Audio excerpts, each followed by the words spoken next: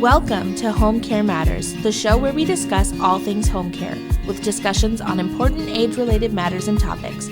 Brought to you by Enriched Life Home Care Services, the #1 rated home care provider in Michigan by Top Rated Local.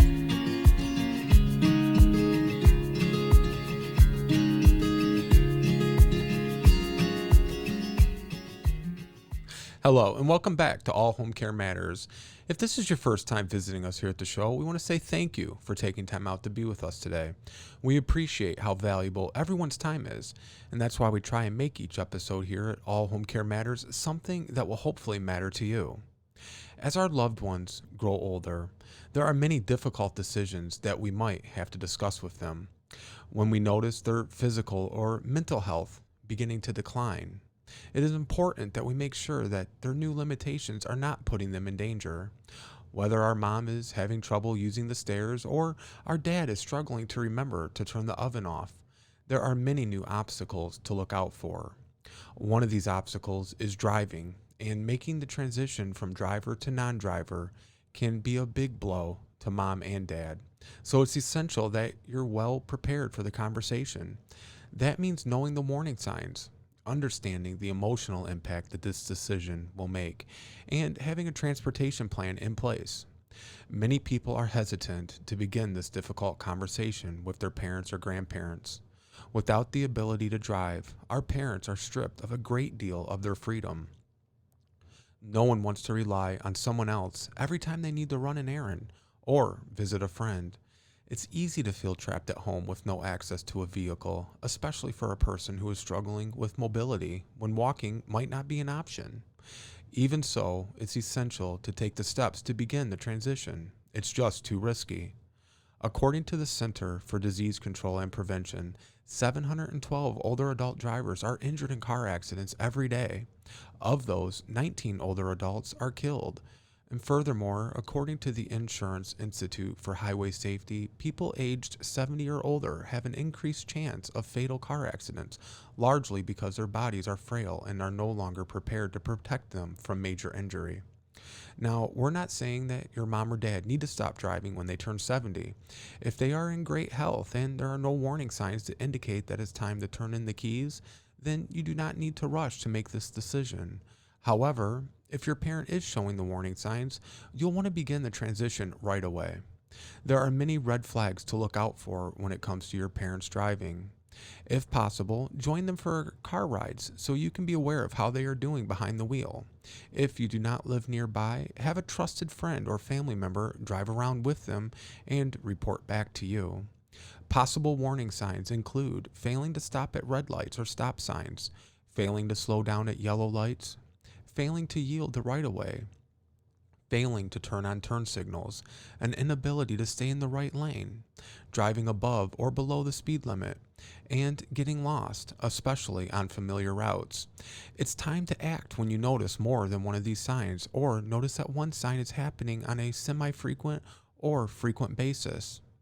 Remember, everyone makes mistakes, so don't jump to taking the keys if there's one missed signal.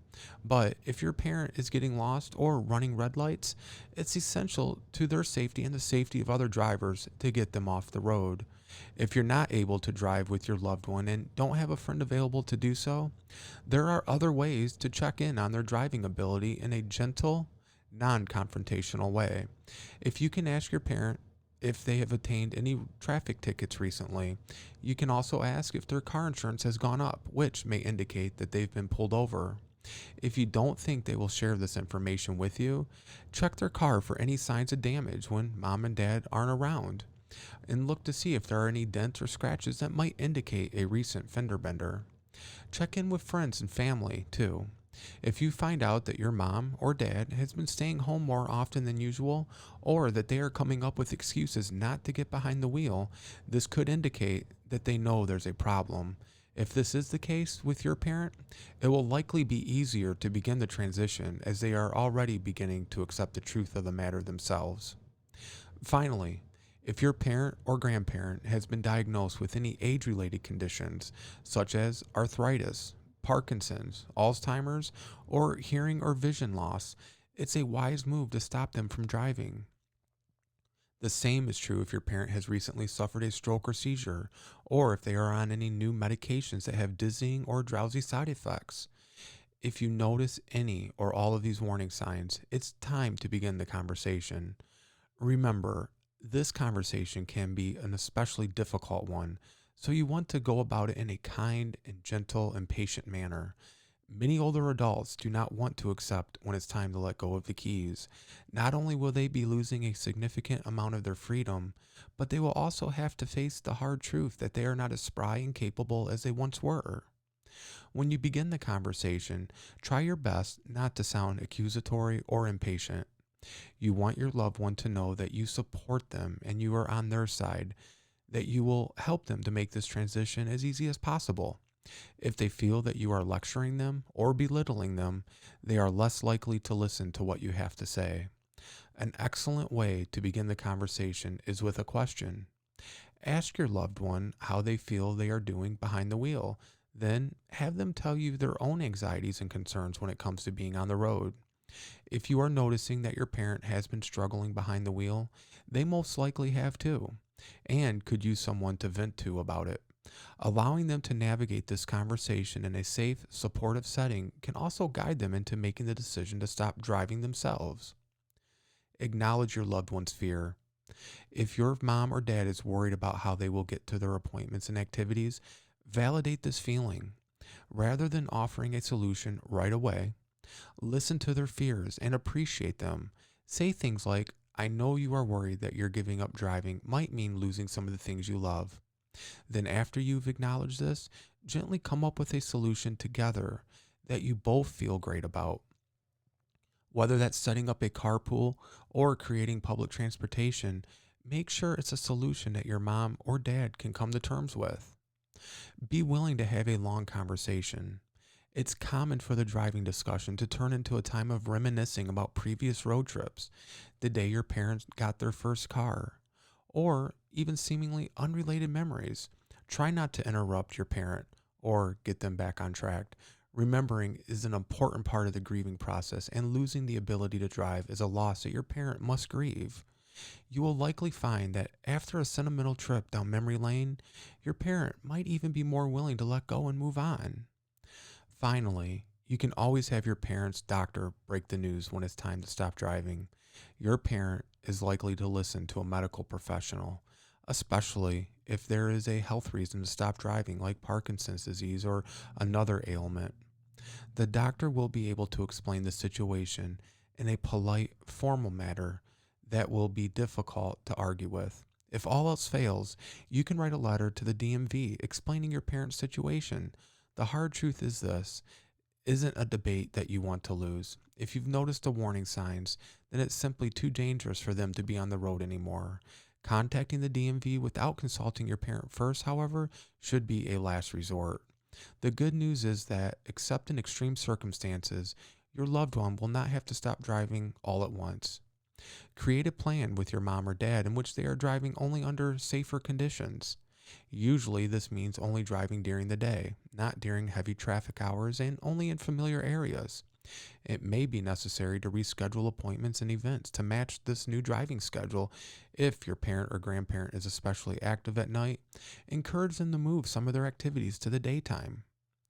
Gradually, your parent will transition away from driving altogether. When this happens, make sure you know their schedule and have a ride available for them.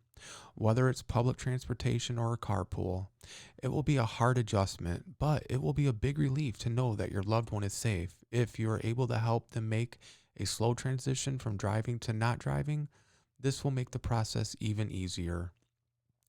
It's not easy for our loved ones to accept when it's time to stop driving, but we know that sometimes it's the only choice.